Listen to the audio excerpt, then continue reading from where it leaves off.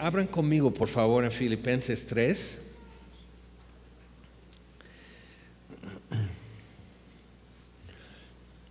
Y rapidito, como hoy estamos recordando y agradeciéndole a Dios por lo que comenzó realmente no hace 17 años, sino hace 17 años, como que se tomó ese paso definiéndose como iglesia, un estudio bíblico que ya tenía un año realizándose y en casa de María. Entonces tuve la experiencia, un privilegio y la experiencia rarísima que fue en el primer jueves de Finisterre, porque eran jueves porque la mayoría eran de la industria de entretenimiento musical sobre todo. Entonces jueves era como domingo, era el día de reponer fuerzas y ya comienza el fin de semana y lo demás es recuperación y ensayo. Entonces otro calendario, otra agenda.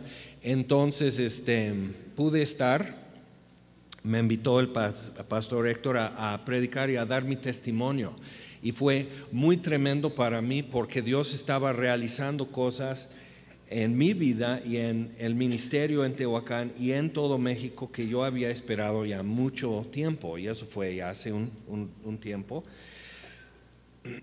Entonces yo estaba en un rincón del salón llorando durante el servicio. Se les olvidó llevar micrófonos, no estaba llorando por eso. Entonces en la alabanza están tocando y acercándose a la base, pero sin micrófono, y así como si nadie se dio cuenta que no hubo micrófono. Y me quedé así. En parte sí me afectó, pero simplemente viendo lo que Dios estaba realizando en un lugar donde había estado muchos años, y es partir piedra y es sembrar un grano de maíz en Tepetate para ver si se logra. O sea, muy, muy difícil, requiere de mucha paciencia y viendo que Dios, su palabra sí lleva fruto, porque empiezas a decir, o soy Jonás o hay un Jonás aquí. Y vamos a echar suertes para ver quién es, ¿no? Y lo echamos al mar y a lo mejor ya se compone. Pero llega a ver esos pensamientos, te llegan a la cabeza, y entonces viendo eso. Pero les voy a decir lo que más me marcó. En todo eso, en el amor, en el asombro total con la vida nueva en Cristo, que estaba viendo en un grupo de 60 y 70 personas. ¿Te acuerdas el que corría y bailaba enfrente? O sea, pero no vine a mencionar eso, sino cuando terminamos, oramos como para cerrar ya esto, vamos a orar, y abrí los ojos y todos tenían su Biblia así. ¿Qué sigue? Y son dos cosas. Primero, no sabían los protocolos, ¿no? De que tú con tiempo ya aprendes a identificar que ya va a terminar el sermón, entonces empiezas a hacer esto, ya empiezas a sacar tu celular y checar y así. No, entonces, pero vi eso, que estaban así. Ok, eso fue el primer plato. O sea, eso así me arrestó, porque eso es el sello,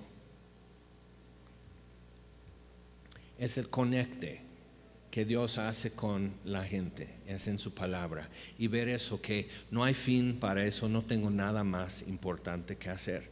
Eso es el sello, y durante 17 años ese es el sello.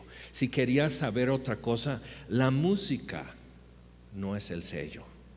Eso para muchos les atrae, pero se quedan con su Biblia abierta.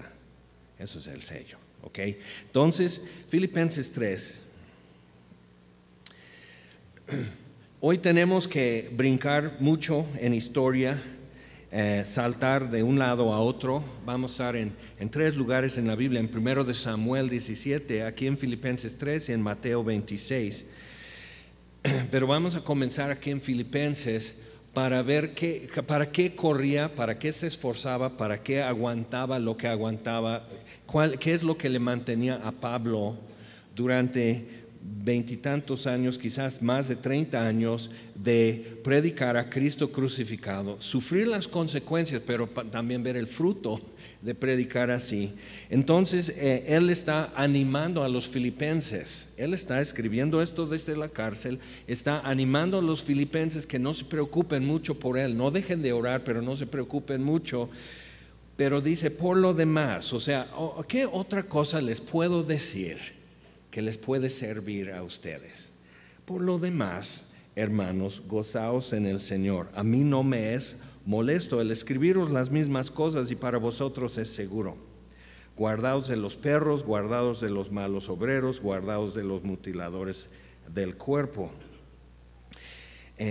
Dice, nosotros somos la circuncisión, los que en espíritu servimos a Dios y nos gloriamos en Cristo Jesús, no teniendo confianza en la carne. Entonces les está reubicando, recordando quiénes son y quiénes somos. Aunque yo tengo, entonces Pablo hace referencia a lo que hoy podemos decir su testimonio. Dice, aunque yo tengo también de qué confiar en la carne. Si alguno piensa que tiene de qué confiar en la carne, yo más. Circuncidado al 8º día, del linaje de Israel, de la tribu de Benjamín, hebreo de hebreos, en cuanto a la ley, fariseo, en cuanto a celo, perseguidor de la iglesia, en cuanto a la justicia que es en la ley, irreprensible. Entonces está dando sus referencias, y normalmente cuando damos nuestro testimonio, entonces vamos a hablar de un ex, entonces siempre su ex es lo chido, lo muy padre, o sea, es un ex futbolista de clase mundial. Nunca es, soy un ex futbolista frustrado que nunca logré jugar en ningún equipo ni en mi secundaria. O sea, eso nunca es tema de tu testimonio. Pero algo que veo aquí con Pablo muy, muy importante es lo que sigue. Porque, como he dicho, podemos tomar un futbolista mexicano famosísimo, que todo el mundo lo quiere, que lo ves donde quiera en un espectacular.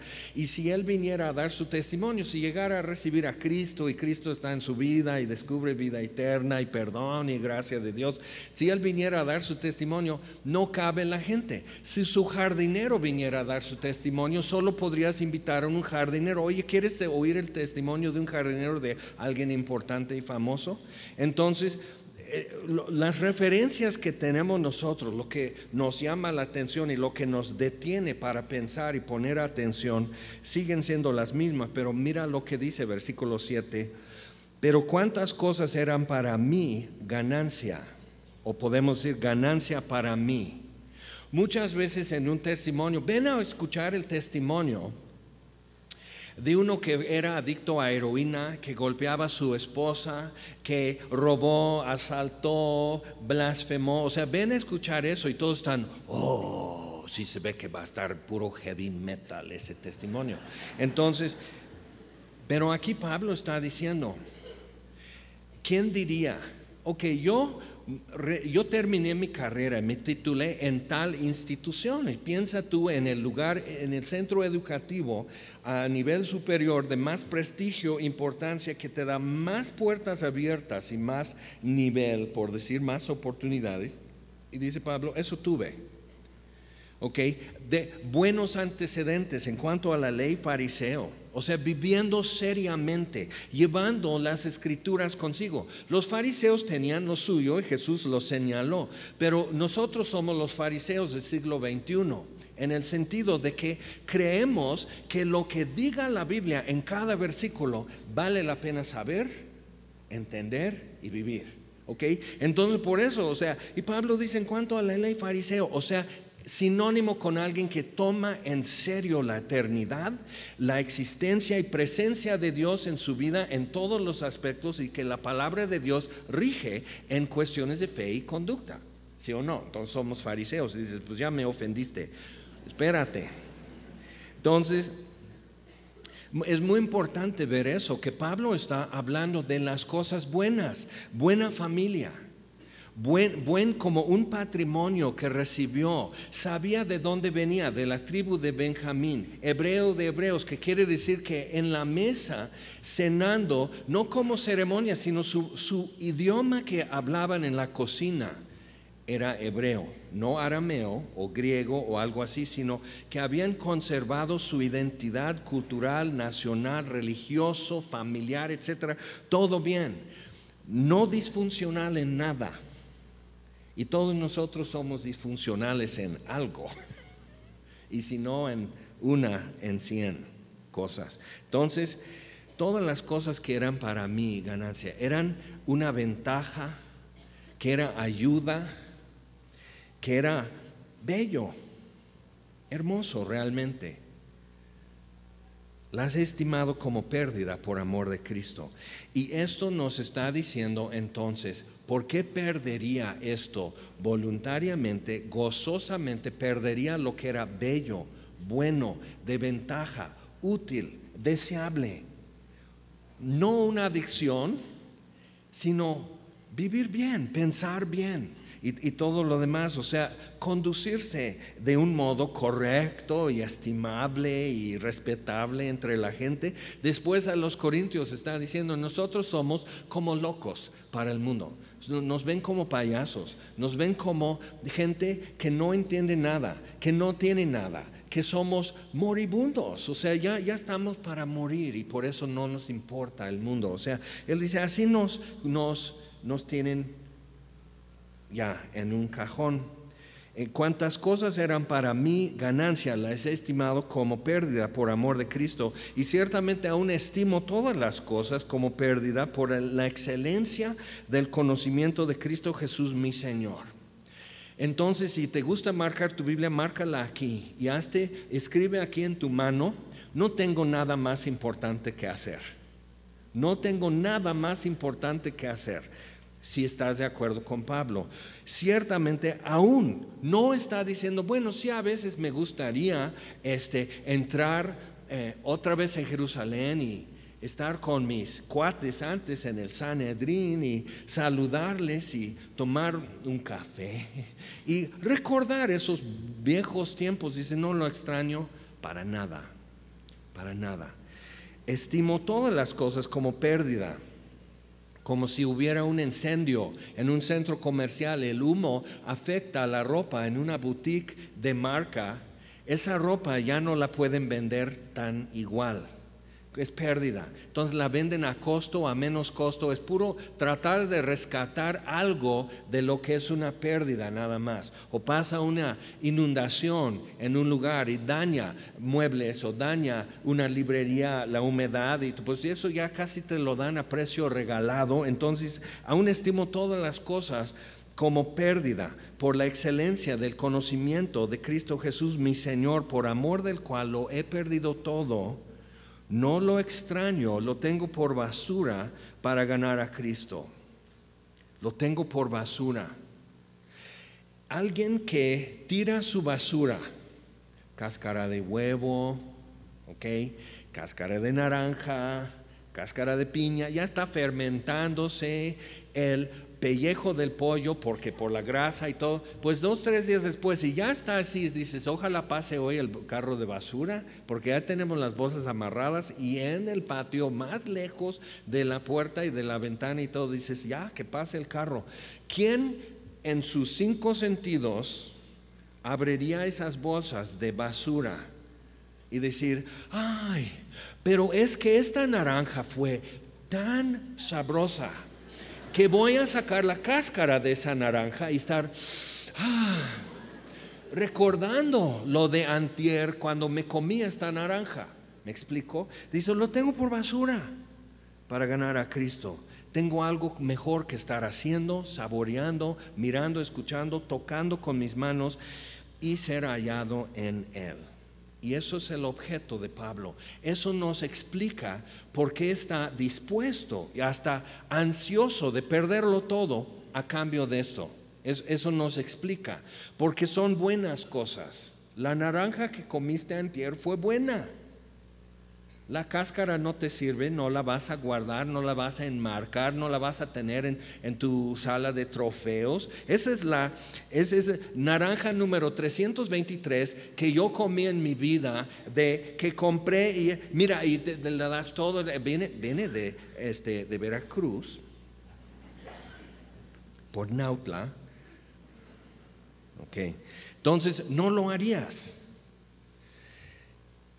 Y ser hallado en él, no teniendo mi propia justicia, que es por la ley, sino la que es por la fe de Cristo, la justicia que es de Dios por la fe, a fin de conocerle.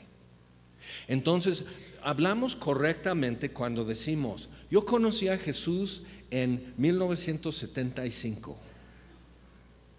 Pero lo que vas conociendo acerca de Jesús, lo que más empieza a mover el piso debajo de tus pies es que Él te conoció desde antes de la fundación del mundo y te designó para ser suyo, y en el tiempo debido empezó a interrumpir y a atravesar tu vida y llamarte para ser suyo. Entonces dice, sí, yo conocí a Jesús así. Ponemos mucho énfasis en la relación personal con Dios, y no es religión, es relación, y así. Y Pablo, después de cuántos años, está diciendo, y esto lo sigo haciendo a fin de conocerle. Pablo considera que no basta, que no está satisfecho, que aún no le conozco. Hay mucho más que entender, descubrir y convivir con Jesús para esto, a fin de conocerle y el poder de su resurrección y la participación de sus padecimientos, de manera que aún el sufrimiento que Pablo tendría, como en este momento en la cárcel, el sufrimiento que Pablo podría tener, simplemente lo usaba como escalera para seguir trepando hacia un conocimiento pleno, viviente de Jesús, su Señor. Aún el sufrimiento le servía, todo le sirve, menos la basura que tiró, a fin de conocerle, el poder de su resurrección, la participación de sus padecimientos, llegando a ser semejante a él en su muerte, si en alguna manera llegase a la resurrección de entre los muertos. Entonces empieza a explicar, bueno, y así hago mientras, y eso lo vamos a volver a ver al rato. Ahora te pido que vayas, por favor, a 1 de Samuel, capítulo 17. Entonces Pablo está diciendo, mira lo que me ha pasado, he perdido todo lo que me daría cobertura, protección, futuro, seguridad, todo lo que es importante, todo lo que alguien que piensa bien podría pensar que es importante. No estamos hablando de locos, disfuncionales, adictos, torcidos, depravados, traumados y todo lo que traemos arrastrando, sino alguien que realmente es sano. ¿Conoces en tu vida a alguien que desde la infancia todo ha sido muy bueno y sano? Yo sí, y digo, ¿cómo es? O sea, ¿cómo? Ha llevado sus decepciones y pues ha sufrido tentación y todo, pero dices, ¿y qué comías?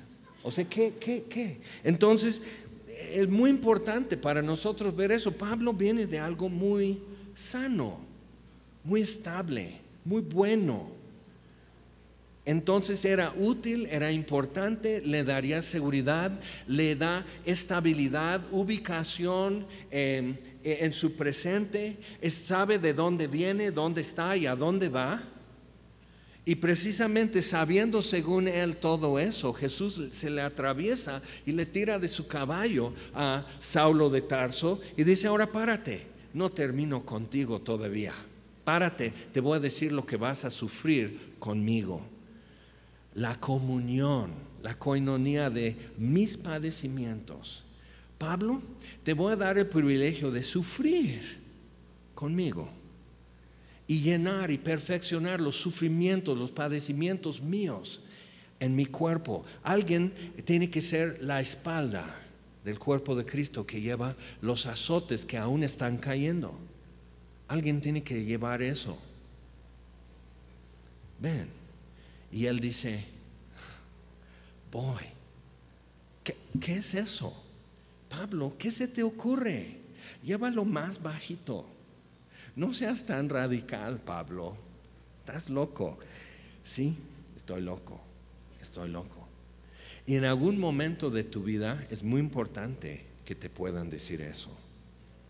Que puedan decir, ¿qué te pasa? ¿Qué te pasa? Que no entiendan qué es la voz que estás oyendo, qué es la luz que tú estás viendo, que ellos no ven, qué son las pisadas que tú escuchas, que ellos no escuchan, que pronto quizás escuchen a su lado y empiecen a incomodarse, decir, alguien está caminando junto a mí, respira muy fuerte y no sé quién es, no lo veo, y al rato hace esto. Te estoy siguiendo y estoy diciéndote que cuando te volteas a verme y estamos así, no veo nada. Pero en algún momento tienen que poder decirte eso. Por sus frutos, dice Jesús, los conoceréis. Y si hablamos mucho de que no es una religión sino una relación, ok, Andrés, después de vivir contigo un mes, ¿quién es? Ok, o sea, después de eso, ¿qué tienes? ¿Qué te pasa? Eso es muy importante porque Pablo tuvo eso y otros también. Ahora, vamos con David y después regresamos con el hijo de David.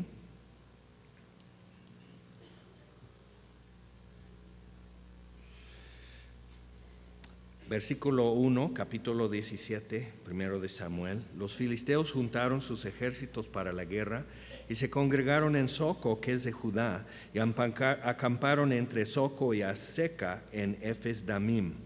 También Saúl y los hombres de Israel se juntaron. Es muy importante lo que está pasando aquí, el orden de acontecimientos, o sea, hay muchos detalles aquí. Yo te invito que con calma regreses después de esto hoy a leer otra vez este capítulo, porque es central en la vida de David, es central en la Biblia y es muy importante, porque demuestra algo que ni la familia de David ni sus hermanos sospechaban de él, pero que Dios sabía y que Dios venía trabajando esto en David desde niño. También Saúl y los hombres de Israel se juntaron y acamparon en el valle de Ela y se pusieron en orden de batalla contra los filisteos. Y los filisteos estaban sobre un monte a un lado e Israel estaba sobre otro monte a otro lado y el valle entre ellos. Salió entonces del campamento de los filisteos un paladín, el cual se llamaba Goliat de Gat y tenía de altura 6 codos y 1 palmo. Está bien, yo mido la mitad de él, ¿ok? Y traía un casco de bronce en su cabeza y llevaba una cota de malla y era el peso de la cota 5,000 ciclos de bronce. Entonces está bien su armadura.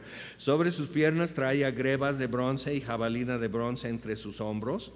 El asta de su lanza era como un rodillo de telar y tenía el hierro de su lanza 600 ciclos de hierro e iba su escudero delante de él. Yo te dejo los detalles de peso, de cuánto es esto, pero la pura punta siendo de fierro de su lanza. Los filisteos dominaban. Y si lees en Jueces, por ejemplo, no dejaban los madianitas y los filisteos y los de las llanuras, no dejaban a los israelitas que venían en los montes, no les dejaban tener herrería, no les dejaban tener forja, no podían usar implementos de hierro, y entonces mantenían a los israelitas en era de bronce, mientras los filisteos y madianitas y demás vivían en era de hierro.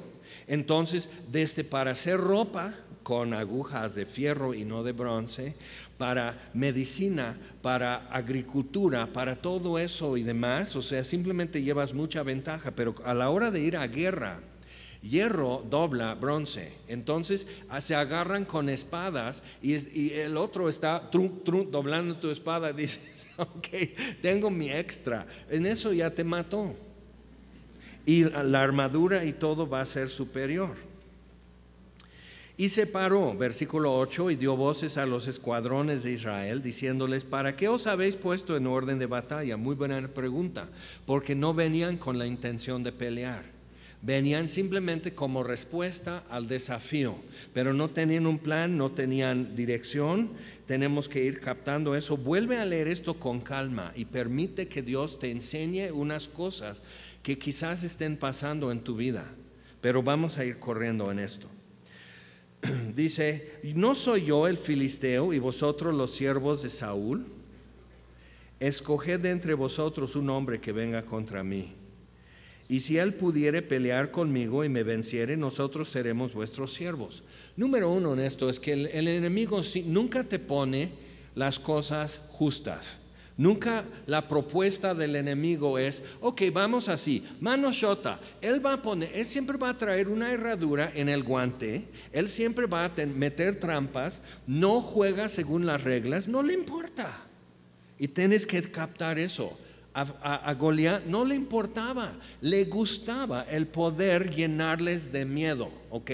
Entonces, en lugar de estar como ellos estaban, que no has visto a este hombre, no has escuchado lo que dice, ay, qué bárbaro, y ahí están llenando su cabeza con eso, analizando de acuerdo con lo que Goliat dice acerca de sí mismo. Entonces, muy importante encontrar la psicosis que ya existía en todo el ejército israelita, porque ya era psicosis. No están viendo la realidad, están alucinando un futuro que Goliat les está diciendo y no están escuchando la verdad y no están poniendo atención a Dios. Pero, en fin. Entonces, si él me gana, seremos sus siervos. Si yo le gano, ustedes nos van a servir. Versículo 10. Eso es el punto de su lanza, la punta, por decirlo así, el punto de su discurso. Hoy yo he desafiado al campamento de Israel. Dadme un hombre que pelee conmigo. Hoy he desafiado. Ok, en hebreo es interesante. Hoy he encuerado. Hoy yo los encuero. Nunca hiciste eso en la escuela, yo tampoco, pero a lo mejor lo viste, que alguien está con su gorra y pasas uno y le quita la gorra y la avienta con un amigo, algo así, y el pobre anda persiguiendo su gorrita. ¿Por qué? Porque lo raparon o no sé qué, pero ahí están, plum, y te roban algo, te quitan algo. En efecto, es el choteo, que es un aztequismo, te están encuerando, te están poniendo en vergüenza. Goliat dice, ya los encueré, ya les bajé los chones, ¿qué van a hacer? Y los israelitas están, vamos a orar por él. Vamos a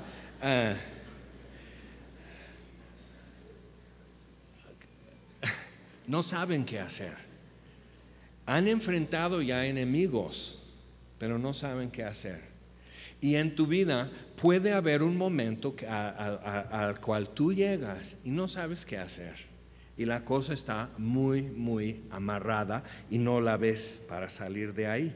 Oyendo Saúl y todo Israel estas palabras de Filisteo, se turbaron y tuvieron gran miedo. Entonces ahí está su psicosis, ya está hecha. Se turbaron y tuvieron gran miedo, paralizados.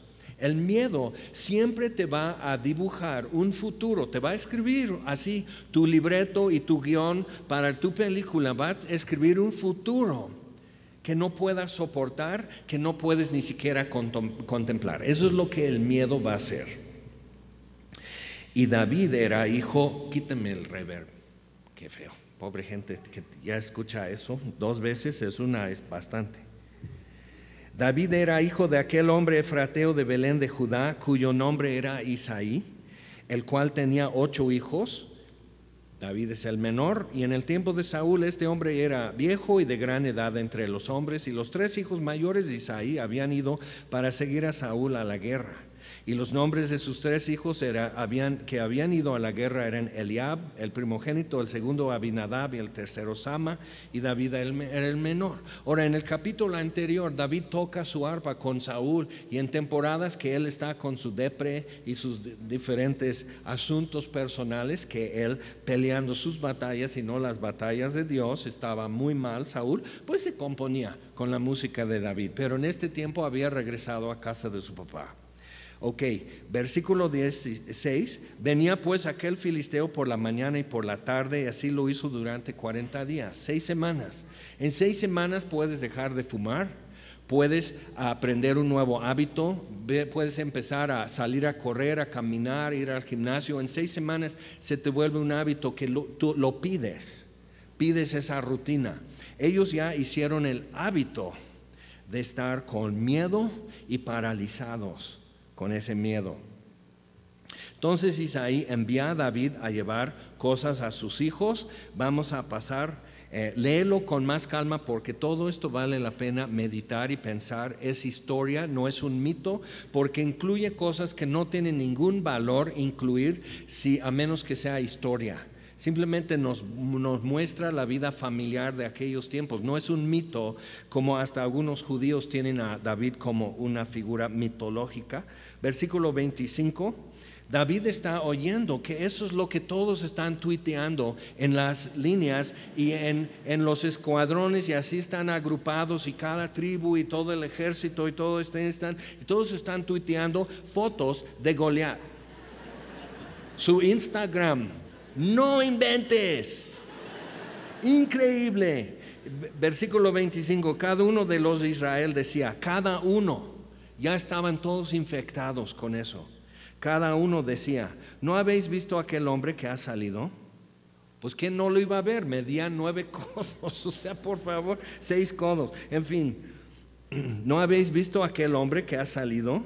Él se adelanta para provocar a Israel, para encuerar. Otra vez es esa palabra, pero ahora lo traducen desafiar, provocar, encuerar.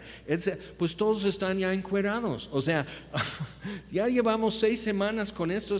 Ya estás así, estás escuchando los pajaritos, chip, chip, chip, chip, y te levantas, ya está el café y ya está Goliat. Raya el alba, y diciendo, bola de nenas. Y todos están, ok. Él se adelanta para provocar a Israel. Entonces lo que suele suceder cuando ya estamos así, creemos que somos importantes cuando damos la noticia que todo el mundo ya sabe. Y hacemos así el tuiteo, hacemos mucho ruido, pero no sucede nada. Entonces, al que le venciere, ya están de antojo con lo que Saúl promete. Al que le venciere, el rey le enriquecerá con grandes riquezas y le dará su hija. Eximirá de tributos a la casa de su padre en Israel. Wow. Pero todos están diciendo, yo me veo no pagando impuestos. Eso sí, yo me veo casándome con la hija del rey. Nada más yo no me veo matando al gigante. ¿Qué voy a hacer? Versículo 26, entonces habló David a los que estaban junto a él diciendo, o sea, le sale así, como pum, ellos ven al gigante, escuchan todo eso y están, eso está duro. Y David dice, ¿qué? Ahora, acuérdate, él no tenía 6 semanas haciendo esto, una rutina en su vida, muy importante. Entonces no lo hagas tú.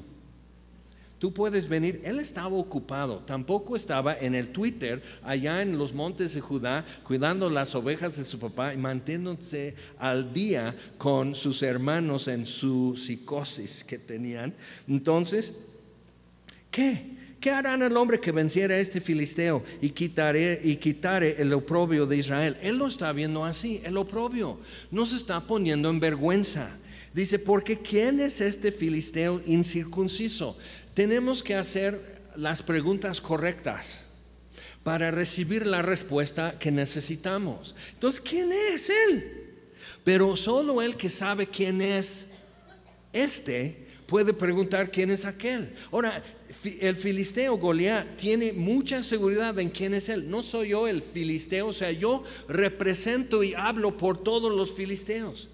Y nadie abre su boca por ustedes. ¿Qué tienen? ¿Les arrancaron su lengua?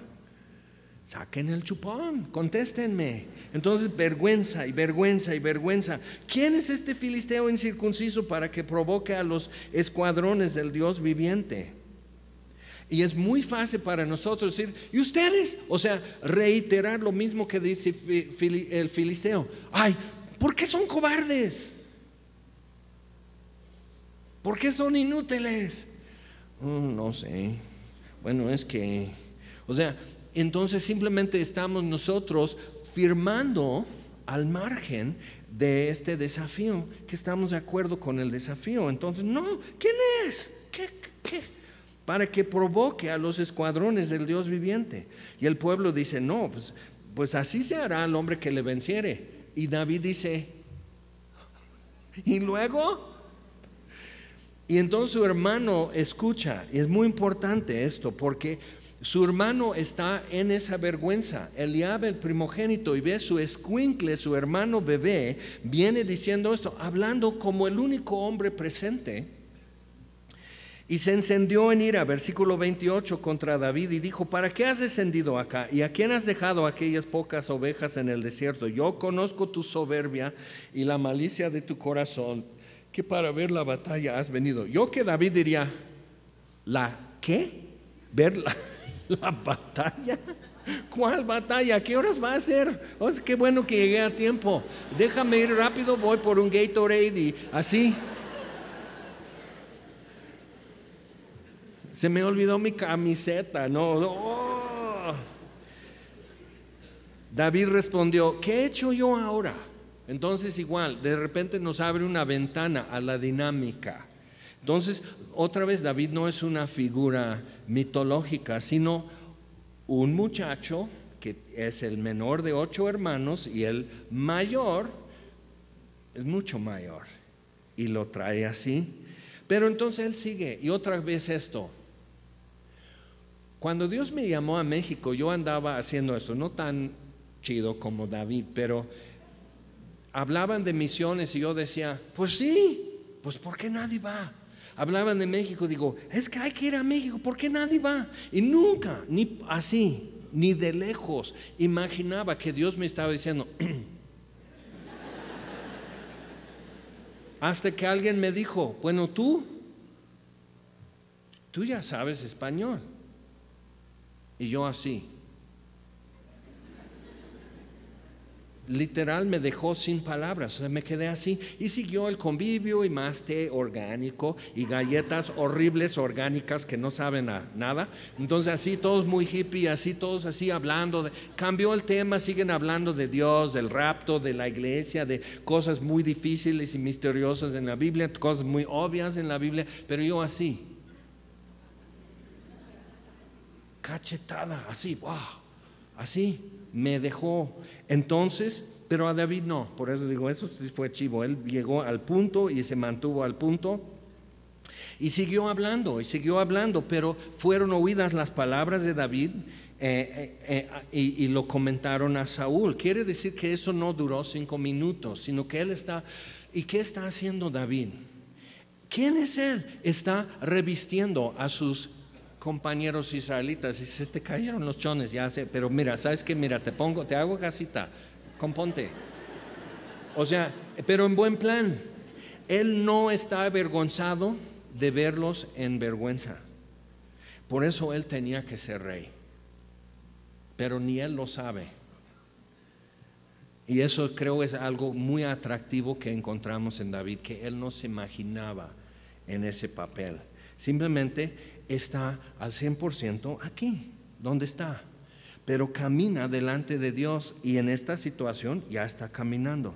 Entonces lo traen a Saúl y él empieza a vestir a Saúl. Está encuerado también. Saúl está en vergüenza como rey, como capitán del ejército de Jehová, y él está en vergüenza y David está, no, pues mira, no desmaye el corazón de ninguno, o sea, ni siquiera tu corazón, oh rey. Igual, y te hago casita. A causa de él, tu siervo irá y peleará contra este filisteo. Y no dice David, yo soy el indicado, yo soy el mejor, sino que pues no hay de otra. No hay nadie que quiera o que pueda o que crea o que confíe, no hay nadie.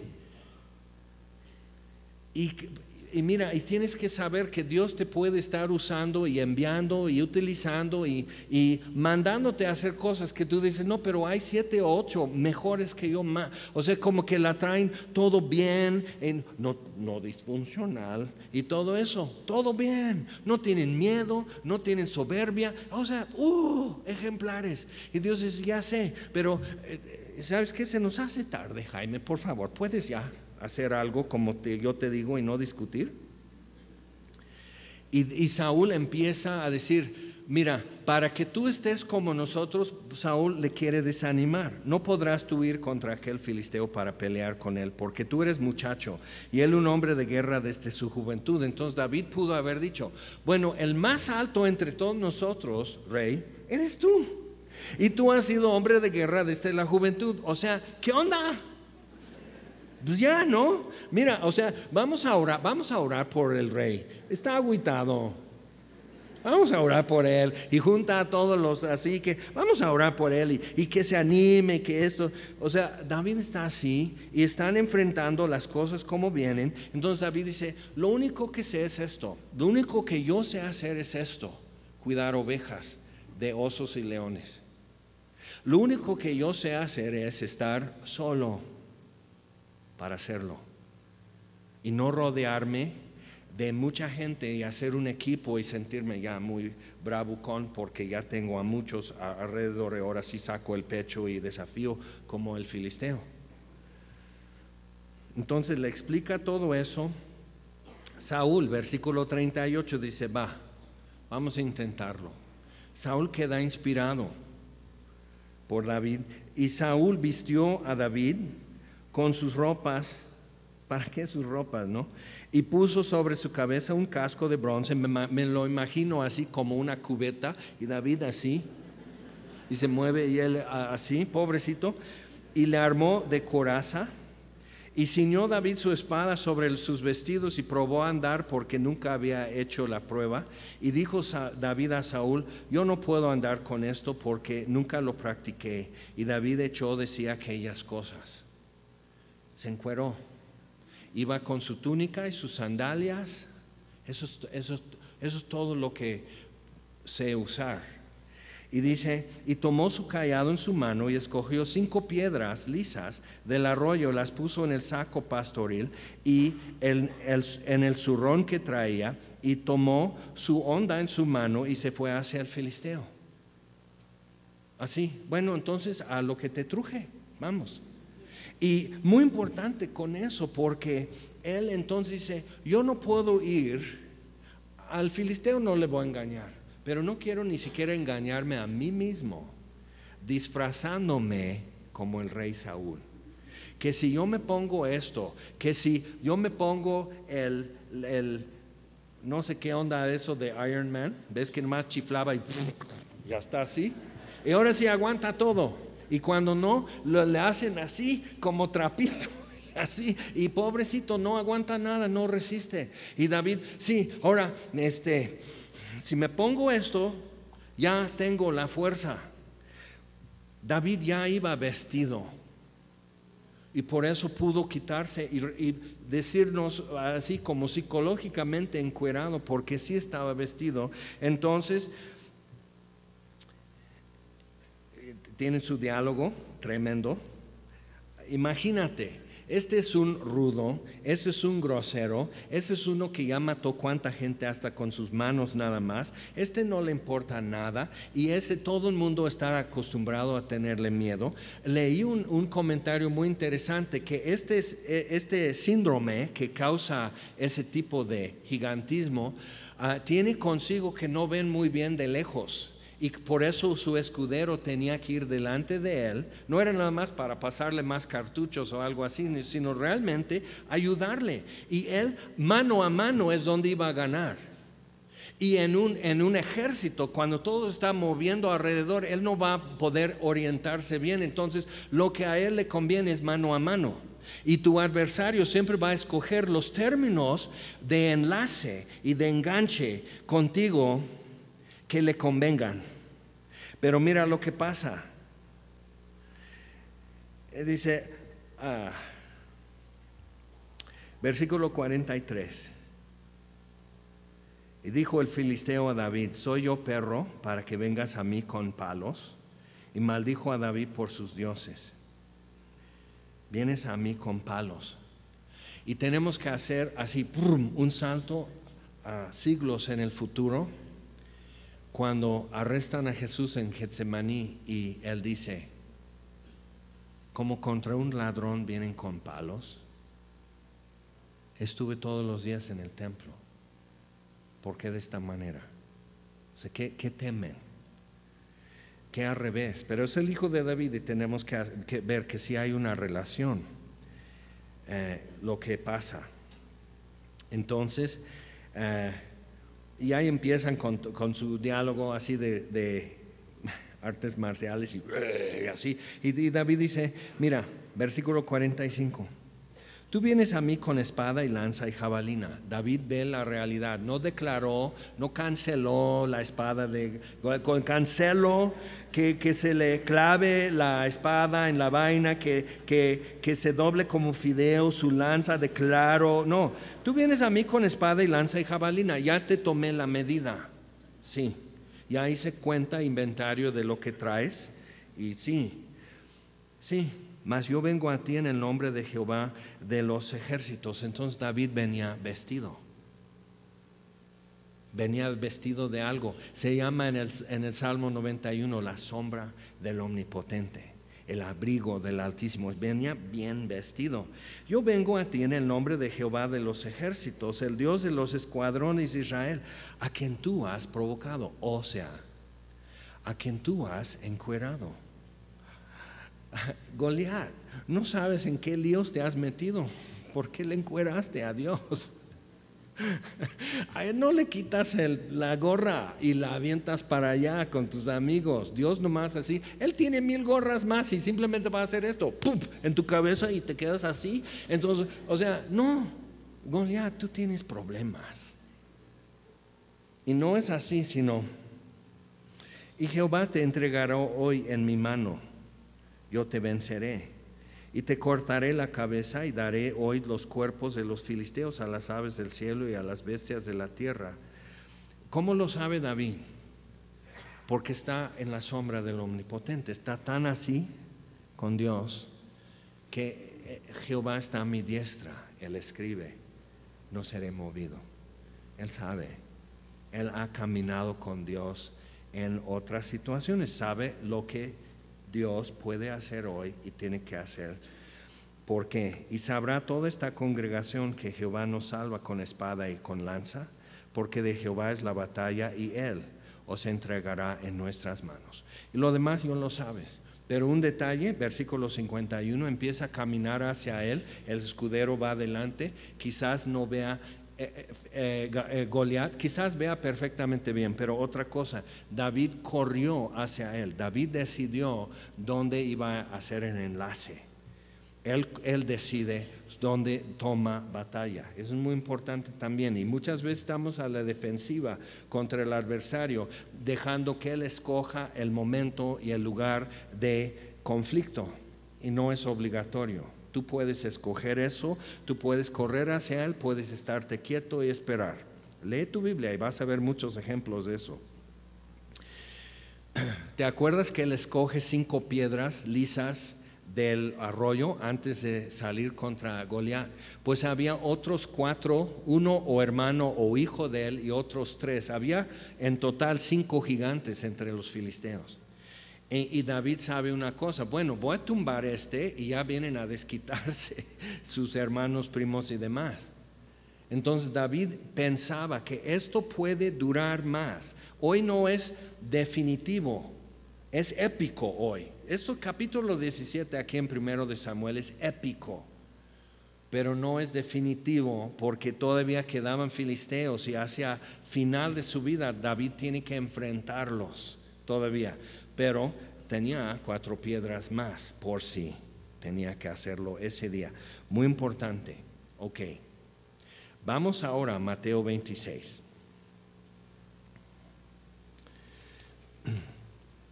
Y hoy, qué interesante, podemos darle gracias a Dios por 17 años de fidelidad y bondad y su gracia, tocando nuestras vidas en semilla de mostaza, transformando un futuro, escribiendo nuevo código sobre el programa y demás. Y qué apropiado poder hacerlo con el pan y con la copa y decir, es que realmente aquí fue donde se logró. En esta mesa es donde se hizo. Mateo 26,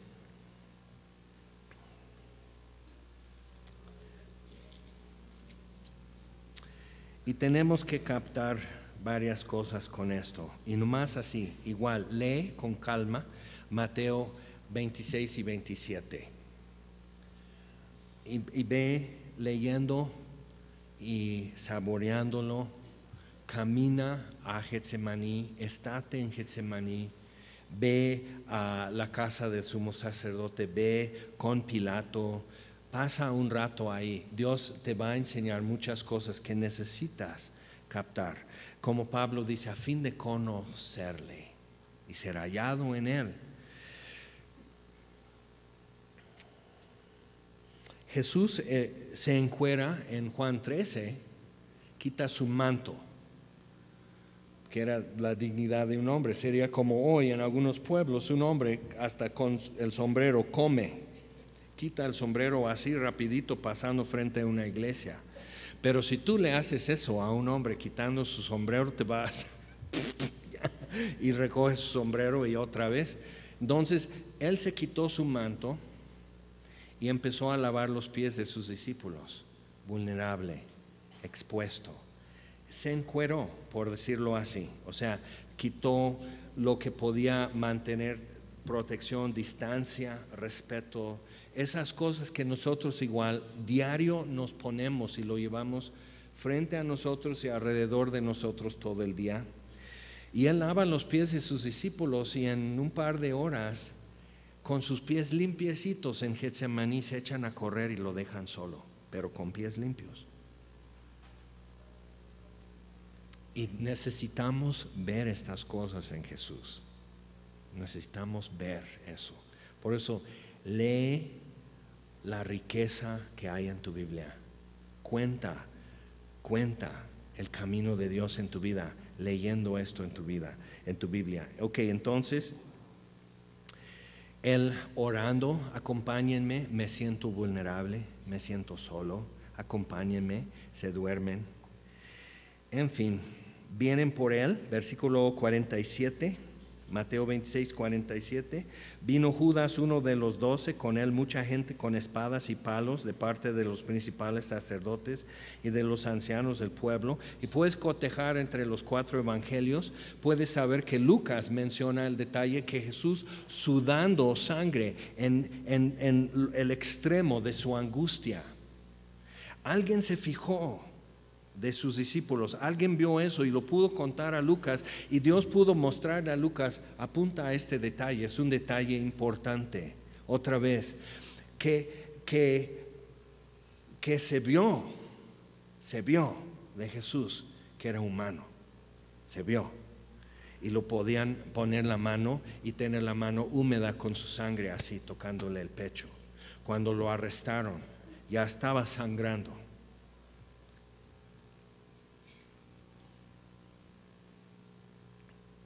Y el que les entregaba les había dado señal diciendo, al que yo besare, ese es prenderle. Y enseguida se acercó a Jesús y dijo, salve, maestro, y le besó. Y Jesús le dijo, amigo, ¿a qué vienes? En otro evangelio incluye la frase, Judas, con un beso encuerado. O sea, deja que Judas así. 2 horas antes se habían visto así, cuando él moja el pan en el guiso y se lo da a Judas, está sentado aquí, están reclinados juntos, se tiene que acostar en el seno de Judas y dárselo así, se están mirando casi para besarse, le dan la boca y luego él come lo demás y están casi en efecto compartiendo un beso. 2 horas después se lo devuelve Judas, encuerado, vulnerable.